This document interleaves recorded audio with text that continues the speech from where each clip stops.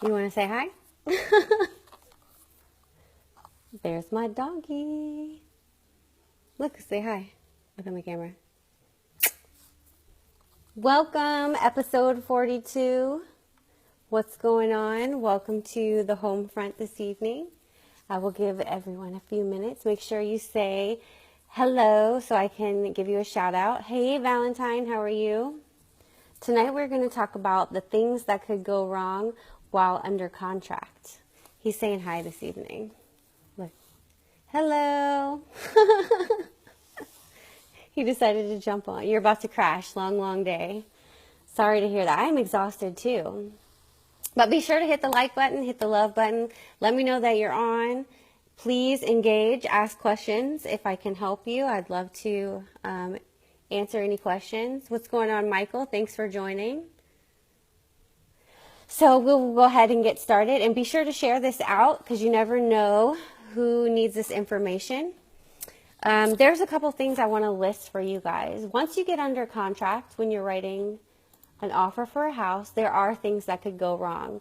I always say you're never done until you're closed.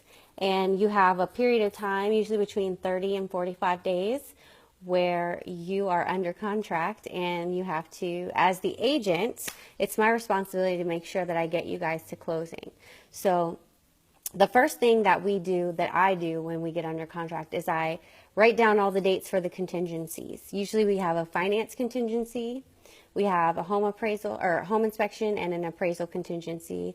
And depending if your house is on public or sewer, you could have a well and septic. He's listening intently this evening. But we want to make sure that we have all the dates set on. I put it on my calendar so I know what's going on. If it's in an HOA, you got to make sure that you get the HOA docs done. His name is Taz. That is my pit lab mix, but I think he's like a pit greyhound mix. He's really, really skinny, and everybody asks me if I feed him. Tangent, off topic. But the first thing I do, like I said, is write down all those dates to make sure that I get the documents in place.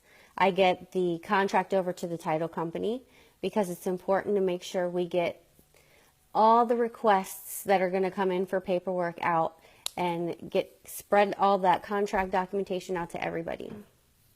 Valentine said the worst thing is the loan officer giving a wrong debt to value and underwriter catches it a week away. Yes, thus losing option earnest appraisal and inspection.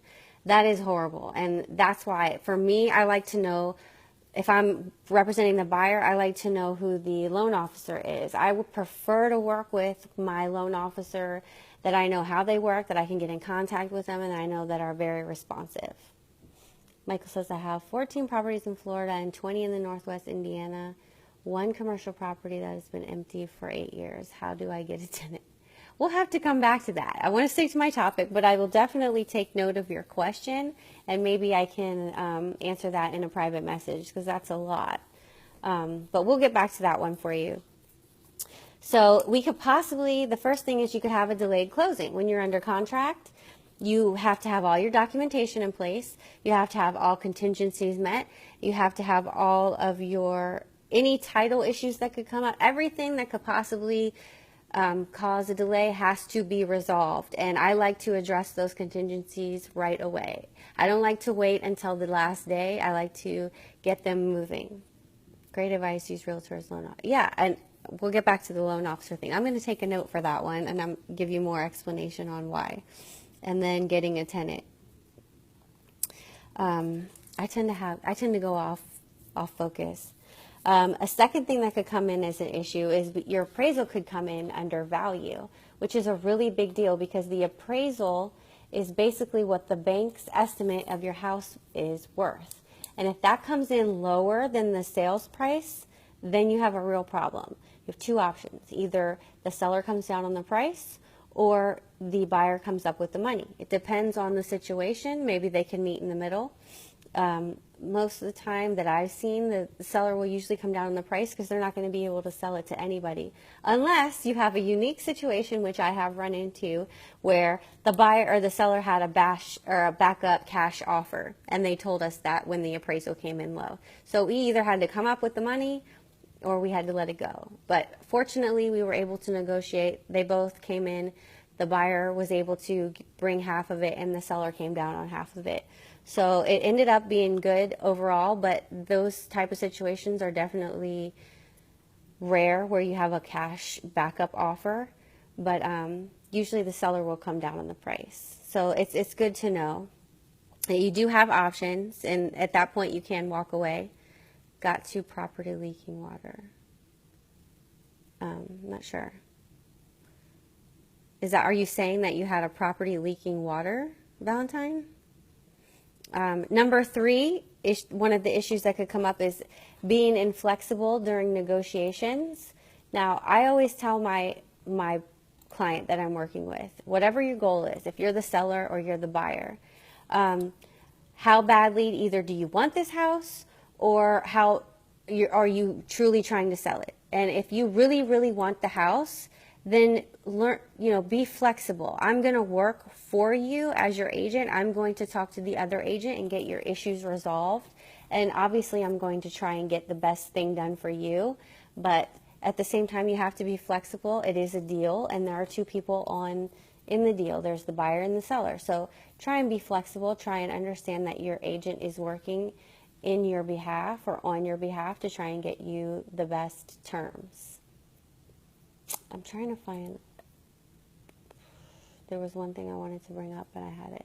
Thank you for the likes. Really appreciate it. Hey, Daniel, thank you for joining. Okay, the next thing is going to be when someone neglects to disclose important information. Usually when you get under contract, you get what's called a disclosure form, and that's anything that you know as the seller that's wrong with the property. They have to disclose that. If they know something is wrong, for example, the basement was done and it was never permitted correctly, that's something that the seller needs to disclose, and either the buyer can choose to walk away or accept it.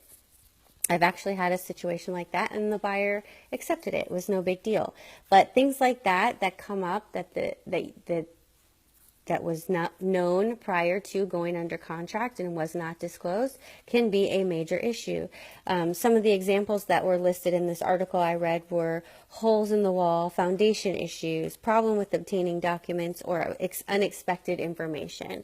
Those are types of things that can cause closing issues or negotiation issues overall, and you want to make sure that anything that you know, it's better to let someone know up front than later in negotiations, because there's more money at risk, more time has been lost, and you want to get any of those issues resolved immediately so you can get through. The point of it is you are buying or you are selling a home, and it's not a competition. You're trying to get the best deal on the terms, but you also found the house that you want. So just keep that in mind.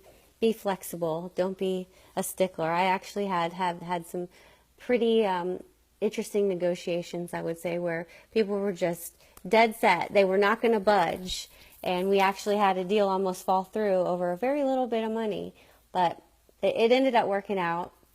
But just, like I said, think about the overall cost of the opportunity that you may be losing out on. Hey, Adam, thank you for joining. Tonight we are talking about possibilities or issues that could come up while you're under contract. The next one could be the seller or buyer decides to back out of the transaction. That's a bold move, because you can be sued for performance under contract if you don't have a legitimate reason to back out of the contract. You can't just throw your hands in the air and say, I changed my mind, I decided to walk away. I mean, it's a legal binding contract. So if you just change your mind, there could be legal ramifications. You are going to lose your earnest money deposit, and you could be sued to perform. So just some things to keep in mind. When you're buying a house, you are entering into a legal contract. You are making a commitment, and as the buyer, the seller is taking it off the market, so they can sell the house, and it's no longer for sale, and no one else is going to come look at it. So you're costing them time if you just change your mind and say, this was too much, I don't want to do it anymore. I think we had mentioned, we got one comment about using the loan officer that the realtor is familiar with. I've tried using out-of-state loan officers. It just doesn't work for me. They don't give me the information that I need. And as the realtor, I need to know how quickly I can get information. They don't know what I'm looking for half the time. And it applies when I'm in Virginia and I have a loan officer that's out of state. Their closing costs are different. Their closing costs are way more expensive, and they're giving wrong information. And my closing costs for my buyer look like $14,000 when they're not $14,000. They could be half that. And they also might not offer the same loan products that my Virginia loan officer is able to offer them. So there's quite a few reasons why I like to use a local loan officer that I know how they operate. I know that they have an in-house underwriter, because that means if they have an issue, we can get it resolved a whole lot quicker than if I'm using a big bank and I have to wait for them to contact their underwriting department and that underwriting department to get back. A big bank does not operate the same as my local loan officer, and it makes a big difference in a deal that time is of the essence. Thanks for jumping back on, Valentine. We were just talking about your question about the comment about why you use the realtor's preferred loan officer. And then back to, I think it was Michael's question about how do you get a tenant. Now, you said you had quite a few properties. I know you had a commercial property, and I think you had some residential. So that might be a little bit long-winded. You said I have 14 properties in Florida, 20 in the northwest Indiana, and one commercial property has been empty for 8 years. How do I get? I would have to really look at it, and I don't know the market up there, so I wouldn't begin to be able to tell you how to get a tenant in there. It depends. It could be the area or the condition of the property. There's a lot of factors that could play into it. But I can definitely, if you'd like me to get you with a realtor that's local, I can definitely connect you with someone. Commercial property. So is the commercial property in Northwest Indiana? Probably just reach out to me via private message. We can chat a little bit, and I can get you with a local realtor who can help you and has more knowledge of that area. I would love to be able to help you with that. But I appreciate you guys joining every night. And if you have any questions or any topics that you'd like to know the answers to or me to discuss, please let me know, and I will definitely discuss it. I do have an upcoming evening with the loan officer, the question I was asked about the pros and cons of ARM loans. We're going to talk about that next week with one of my preferred loan officers. But in the meantime, any questions, let me know. I'm on Twitter, Facebook, Snapchat, all that good stuff. And Taz says bye. You guys have a good night. Talk to you soon.